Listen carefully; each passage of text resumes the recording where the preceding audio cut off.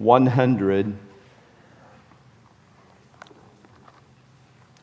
And we are spending July looking at songs to the faithfulness of God. And so we're going to spend the entire month of July in the book of Psalms. And we're going to look at this familiar psalm, Psalm 100, a psalm of praise and thanksgiving. But before we read it, I just want to say this to us. In my own life, I can tell how I'm spiritually doing by whether I have a song in my heart or not. And if a song is there that is bubbling up in me, effervescing, if I'm waking up in the morning and there is a song, a theme in my heart, and that song, that melody begins to come out of me, and it could be a song of your own writing. How many have written your own praise songs? You've written a psalm of the Lord yourself. And or it may be something that you heard on Sunday morning. I just heard a chorus in that last song that probably will be my theme for Monday, Tuesday, and Wednesday. It kind of sticks to you as you go into the week. And I think that's the purpose. One of the purposes of praise and worship. It's to change the emotional chemistry of our heart, unlock our heart to where we resonate back to God, what He is fueling our heart with.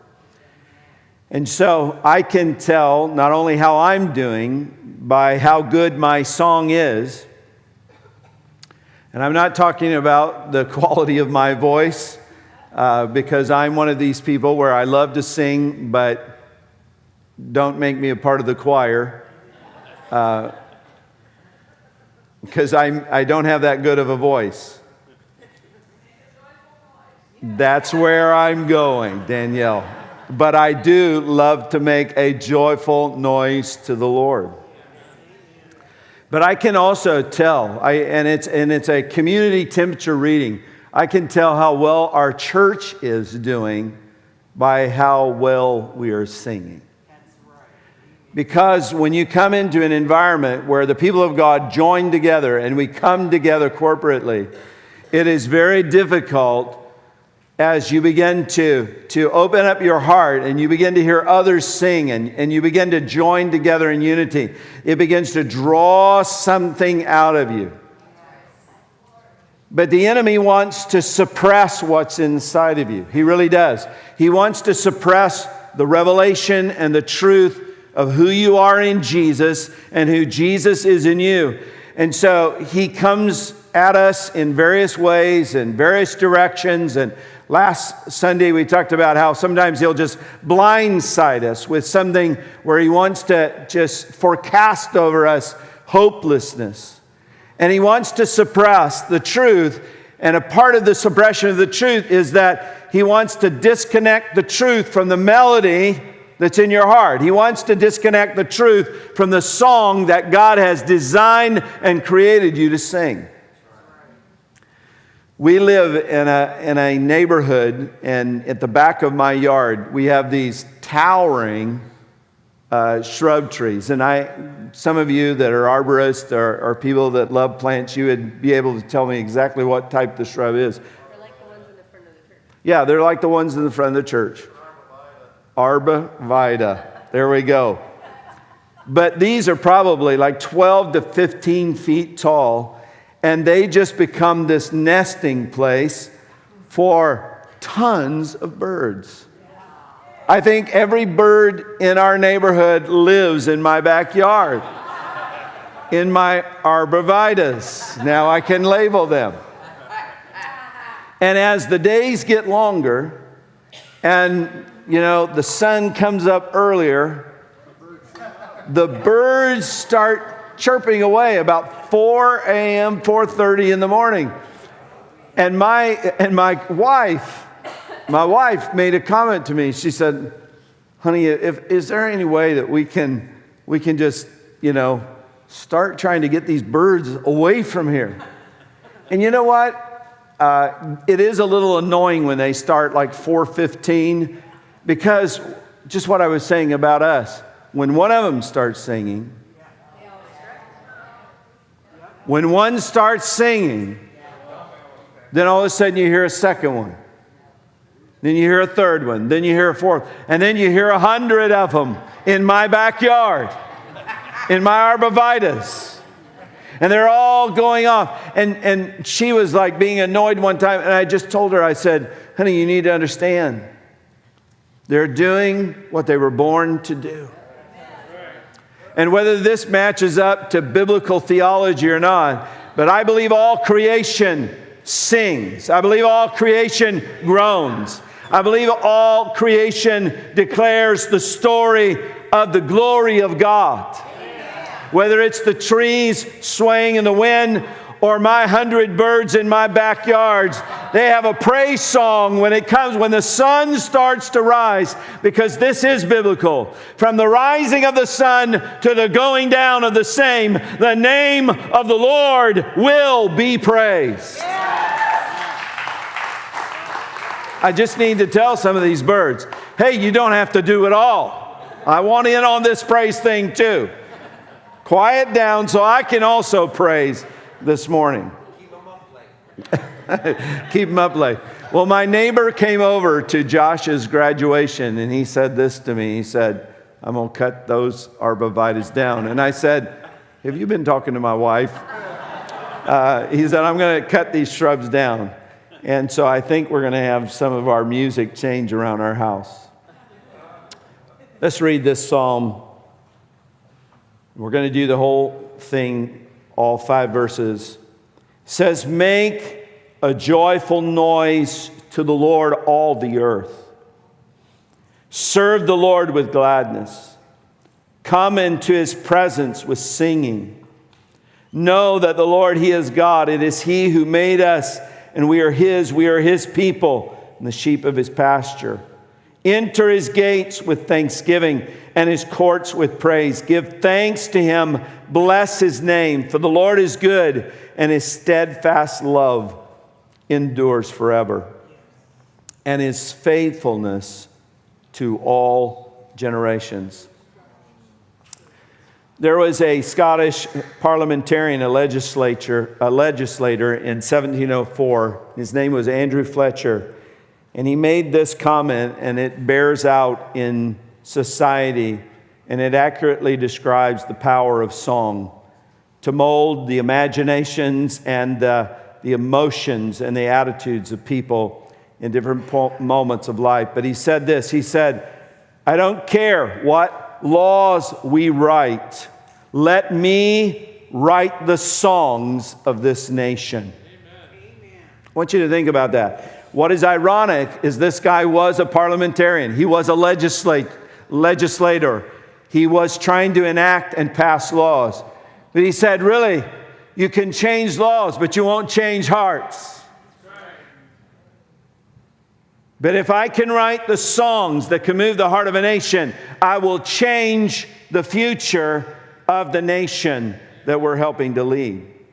All of us have been in one of those places where we've been in a store, we've been at a restaurant, and there has been a song that's come through the speakers, and it was your song.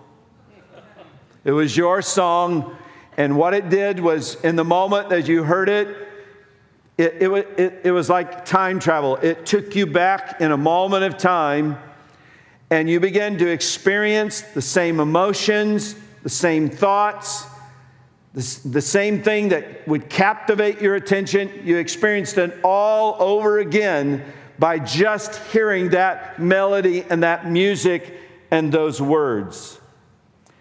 And so music and song have a molding effect on it. We hear a song on the radio, in the restaurant, in the store, and it's with us, maybe not just for an hour, but I found myself unconsciously, after leaving the restaurant or hearing something on the radio, that I'm sitting there singing that song, and some of them are not very good songs. But I've caught myself. That takes me back, and it may take me back not to a very good day, but that took me back somewhere. But what I said last week is the reason why I want us to go back to the book of Psalms for the month of July is because as a pastor, normally I don't like to produce sermons. I like to preach and teach messages. And messages are a part of what God is doing in my own life. And this has been kind of a rough season for me and my family. And so I find that what the enemy will do is he'll try to hit your heart. He really will. I've already said it. He'll try to suppress the truth that you know. And so what I have to do is what I shared with you last week about David. You have to recenter yourself. You have to be very intentional to recenter yourself. So you go, what was the reason why you chose to really focus on the book of Psalms this month? Well, number one, I identify with the pain and the struggle of the people of God. And so in this moment, there's some pain and struggle, and there's some perplexity, and there's some stretching that is going on in my life. And so what I do is I can feel the compassion of God towards me when I read what God has shown and done for the people of God. But I also see that in the middle of pain and perplexity, God reveals himself as beautiful, as one that is good, one that is faithful, and one that is great. And I've taught on the beauty realm of God. There's more to it than that, but to me, just to oversimplify that topic, it's the goodness of God, it's the faithfulness of God, it's the greatness of God. And so what I need to do this month, and what I want to do this month, is I've really tried in my weariness, and not just in the flesh, but weariness in the mind, and trying to discern, God, what do you want me to do? And how do you want me to do this? And God, how do you want me to steward this situation with my mom and dad? And how can we move them here? And how can we sell their house there? And so there's this long list of things that can create pressure and stress on me. But what I want to do is I want to recenter myself on the greatness of God, the faithfulness of God, the goodness of God. And I need God to reveal himself to me and show me once again that he's bigger than the situations that I'm facing. God is so much bigger. But there's the revelation of that truth. But I also want to feel what he wants me to feel. I want the suppression that circumstances would bring to my heart and mind. I want to be liberated from that oppressive feeling. And I want to go back to the Psalms, and I want to sing the songs of God with passion and emotion, because it helps me shake off what the circumstances would try to oppress me with. I want to make sure that through this struggle, I keep my song and I keep singing. And so I'm going to sing with emotion. But I also want to find meaning in the painful moments of my life. I mean, you know, there's always a message and a meaning in our mess that we go through. There's always a story for the glory of God that we can find even in the most difficult of moments. I would not know what true hope is unless I would have been oppressed by things that would make me feel hopeless. Are you guys here this morning? Yes. I would have never known the countering truth of the greatness of the hope of God unless I would have known moments of despair. So Psalms 100 is one of these keystone, cornerstone psalms where we're just commanded by God, we're invited by God to engage in this lifestyle of praise and thanksgiving. But God not only invites us, he informs us and he prescribes for us how he wants us to engage in this praise and worship. It's not the totality of all expressions of praise and worship, because there's some other psalms that give other invitations and other prescriptions of how we approach God, praise God, worship God. But very specifically, I believe this is a prescription for the people of God when they are gathered together. Yes. Sunday should be our favorite day of the week. I knew that would go over. I'm going to say it again. For those of you that don't believe that, I'm hoping to declare the Word of God over you, and that faith will come in your heart. Faith can come by hearing the Word of God. Sunday, when the people of God gather together in festive gathering, in praise and thanksgiving to God, when all of a sudden my song begins to marry your song, and all these little songbirds start coming in, and we start singing together, there is something of the glory of God, the power of God, the goodness of God that we experience, where I am tasting of the Lord. Because just to be honest with you, I try to do devotions every single day, but sometimes when you're doing solitary devotions, I can read it, I can pray it, but there is something that happens when I'm with other people that are praying it and saying it, to where when I'm by myself, sometimes the emotional affections and admirations of God are not stirred up in the way in which I get that feeling about God when I'm together with God's people. That's why the Word says, it was good when they said unto me, let us go into the house of God. Because there is something that happens when we're together, that we can have many great things happen when we're in a solitary place, when we're doing our quiet time. But there is something that is not so quiet when we come together. There is something that is synergistic that is here when we're all together. And it's like the fuel in my heart begins to feed the flame in your heart, and vice versa, to where you walk out. And this is the way most people are on Sunday morning. We're getting our kids ready, and we're getting up, and we set the alarm, and we've had a busy Saturday. And so what we do, we look at each other, and we're going to go, I don't ask this question every day or every Sunday, but I know some of you do. Are we going to go to church today? And there's that moment of pause and delay and thinking through that decision, like, yeah, let's go ahead. And it was a long day, but we just need to be faithful. Let's go ahead and go. And so it's more out of duty than it is delight.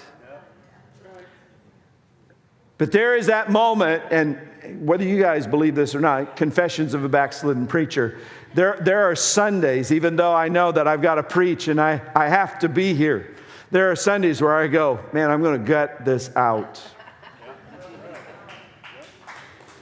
I'm going to be faithful to the call. But man, I look at some of your Facebook pages, and I see you on your boat on Coralville Reservoir. And I want to say, I want to go have church right there with you. Backslider. There's a prodigal. There's a prodigal out there on the lake. I want to call them back into the flock. Right? And some of you have done that. You go, man, do I want to do this all? But I can't tell you how many times when I've done this out of duty and I've done it out of faithfulness, but after the meeting, during the meeting, I've never regretted being with the people of God, joined together, focusing upon Christ Jesus, celebrating the victory of the cross and the exclamation mark of the resurrection of Jesus, singing the song of grace, singing the song of redemption, singing of the goodness of God. I've never regretted coming to church.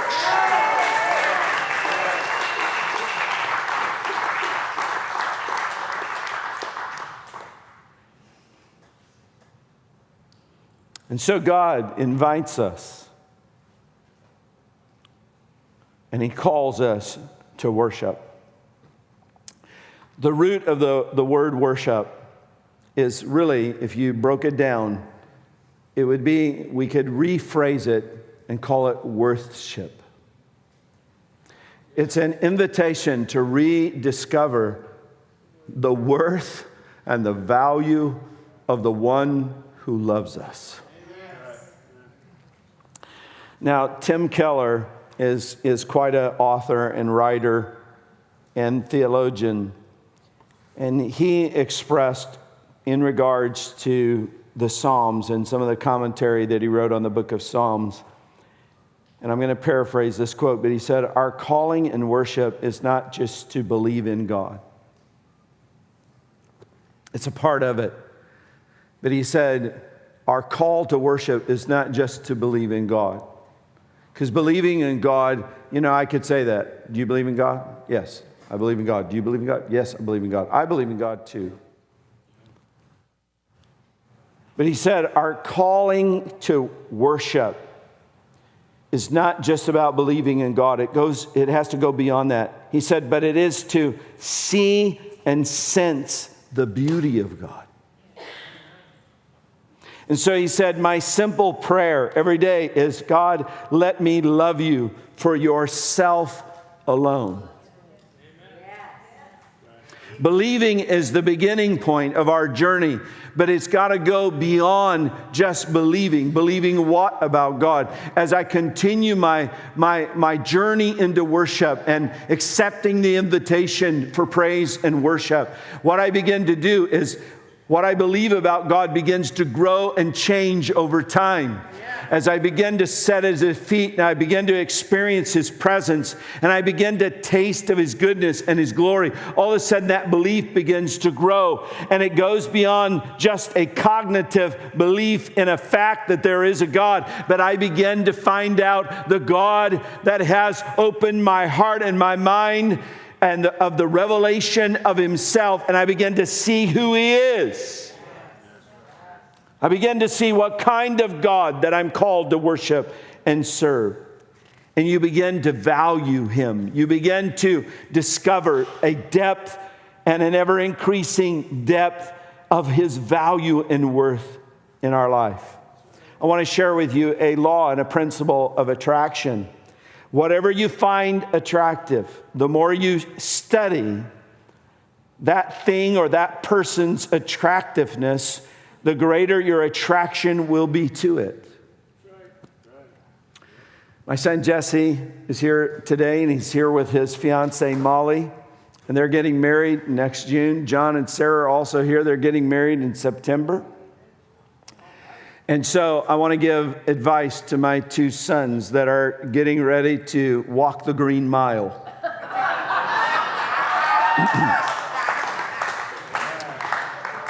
There was something that both of you found attractive in the spouse that you have chosen. It is very important to you over the years that those things that attracted you originally to that young lady, you need to continue to be a student of what attracted you to her.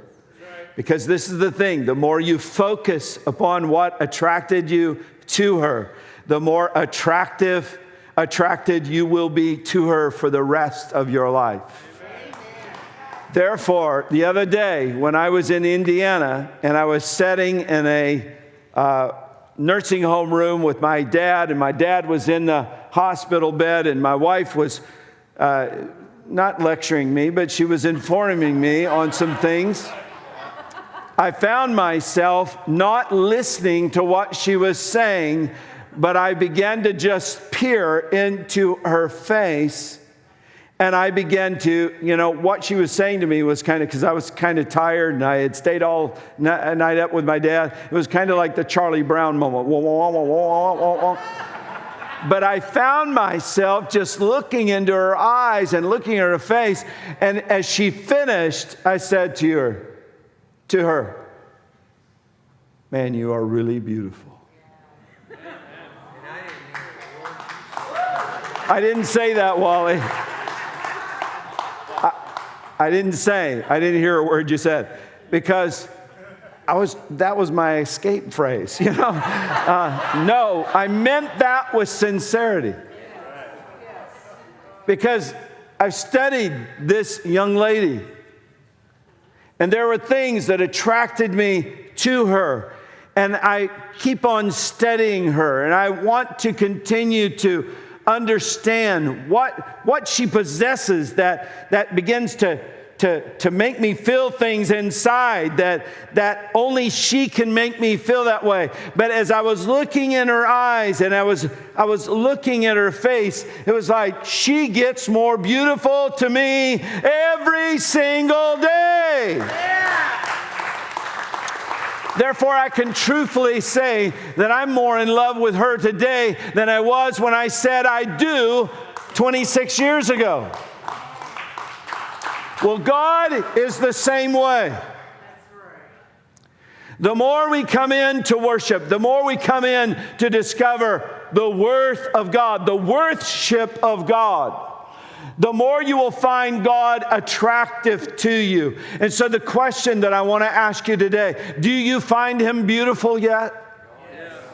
If you have not discovered the beauty in His holiness, and holiness there simply means what makes Him uniquely God, what makes Him transcendent above everything else, what makes Him beautiful and transcendent in His glory. If you do not find God beautiful yet, you need to become a student of God. Study His nature, study His character, study His emotions, study how God speaks, how He speaks to His people, the vocabulary that He uses in terms of intimacy and how He communicates to us. Study every facet you can about the person of God. And the more you focus on that beauty, the more you'll be attracted to Him. The more your heart will be undone by the beauty of God. Amen.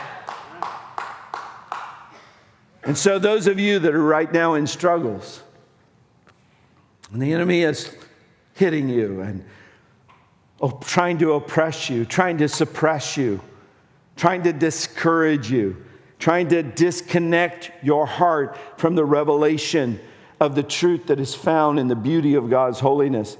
These are three things that I want us to do this summer. Number one, I want us to deepen my admiration for God.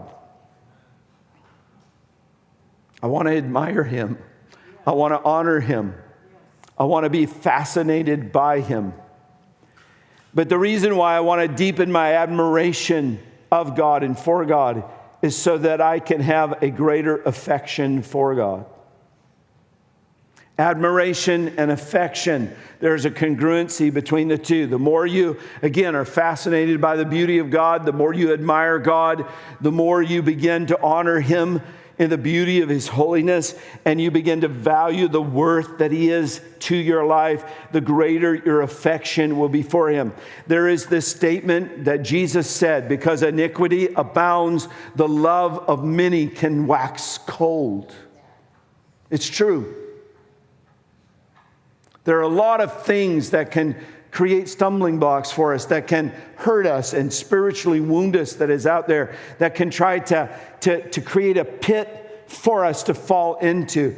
But no, in the midst of my storm, in the midst of all of these convergence of these elements in my life, what I want to do is I want to navigate through this storm and the contrary winds that may be coming against my boat as I try to get from one place to the other. What I want to do is I want to say, no, I want to connect to the worth and the beauty of God. God, I want to continue to maintain my focus and my fascination upon You, because then my affection for You, I'm not going to have a dull and a disconnected heart. I want to continue to burn strongly in passion and pursuit of You during this moment. I don't want my love to wax cold. And so I can deepen in these moments of pain my admiration for God, renewing myself with renewal truths about His beauty, so I can have a greater affection for Him by learning to be a gazer on the beauty of God.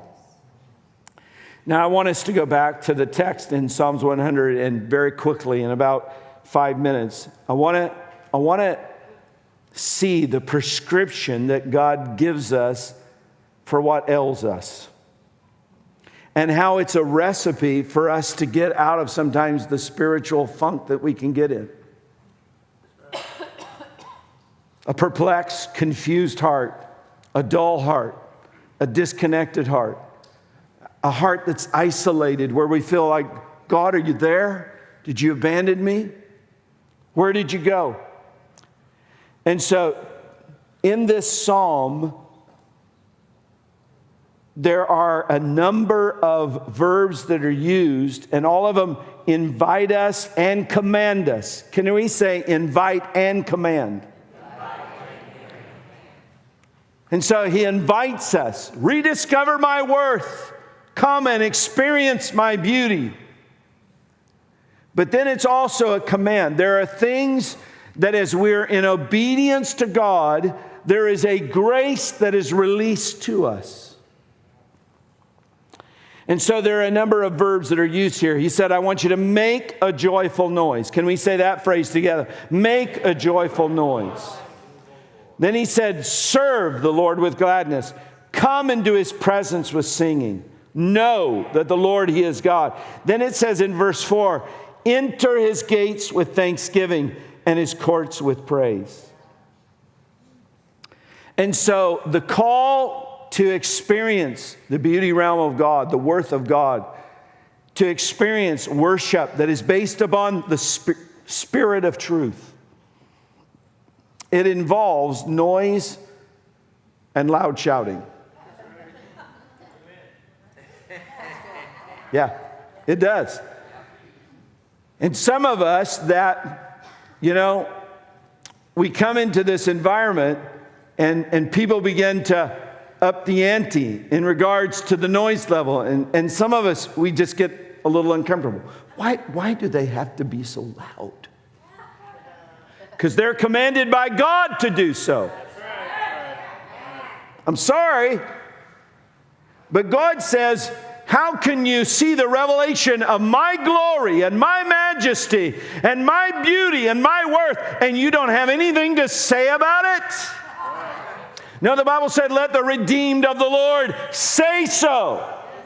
And so sometimes when it comes to this joy factor and the restoration of the gladness factor in my life, there is this thing where I begin to feel it. As I begin to position myself to gaze, as I begin to get a glimpse of the glory, as I begin to get a glimpse of the amazing grace of God, there is this thing that begins to stir my soul, that begins to cause this movement in my heart, and it begins to bubble up within me. And Peter expressed it this way: it is a joy that's unspeakable, and there is a fullness, an element of glory in it, where the glory of God comes in. As I behold it, it begins to envelop me and begin to invade me. And then when it comes in, it's got to have a place to come out.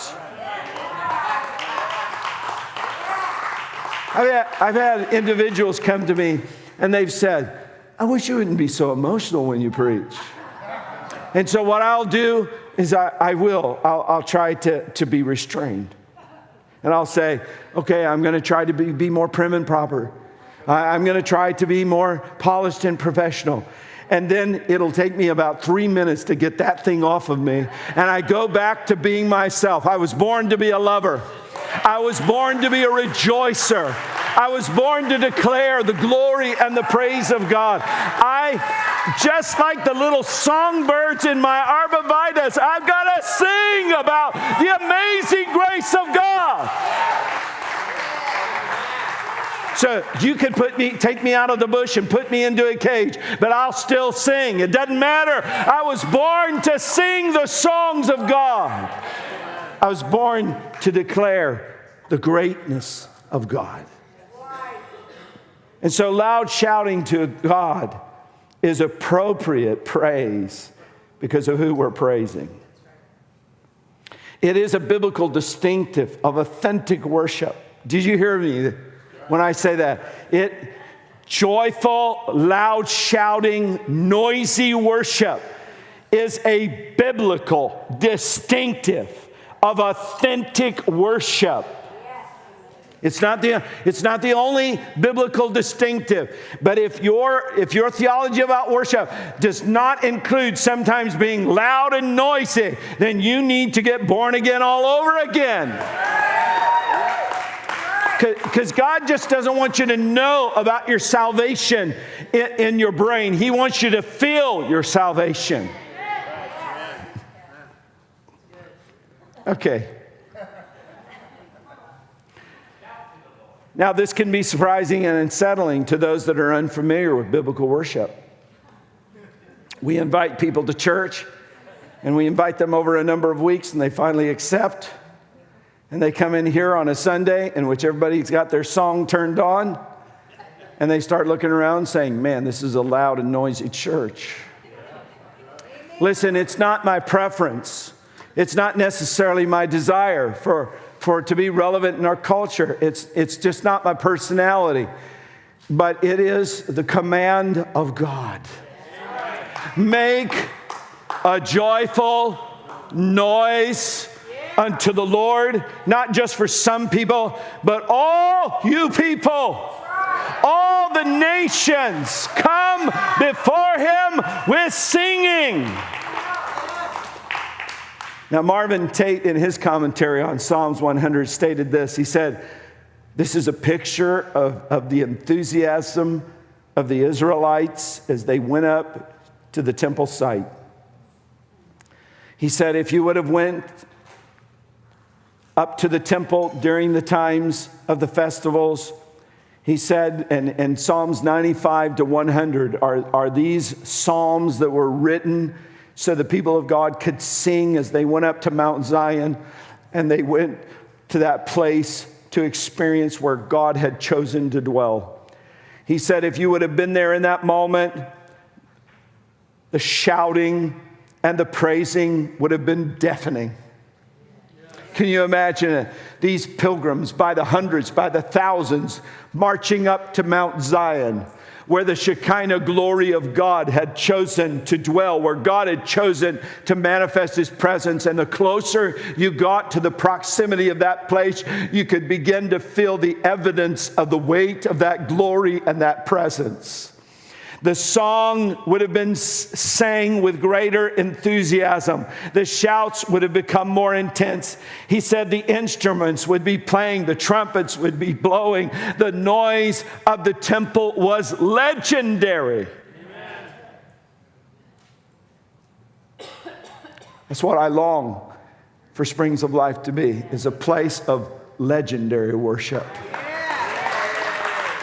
Not just something that's ordinary, something that is defined in our culture as normal, something that is just, okay, mediocre. No, let us make a legend for God in this place. Let every Sunday, let us make the fame of His name and the glory of His personhood. Let us declare it and exalt it. And so if we are a biblically centered, Christ-exalting church, we will sing, we will shout, we will clap, and we will let the joy shake out.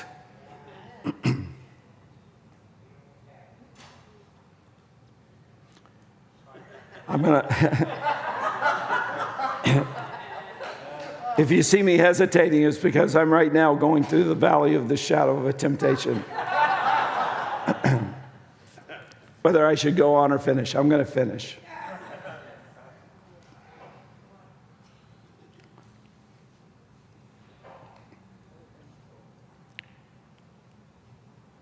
We're called to be noisy, but not for noise in and of itself. It is to be the distinctive sound of joy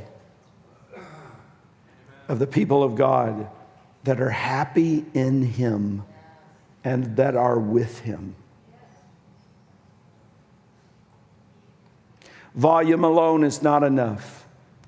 It is not sufficient just to be loud or skillful to please and glorify God. We must always serve the Lord with gladness that comes out of profound gratitude.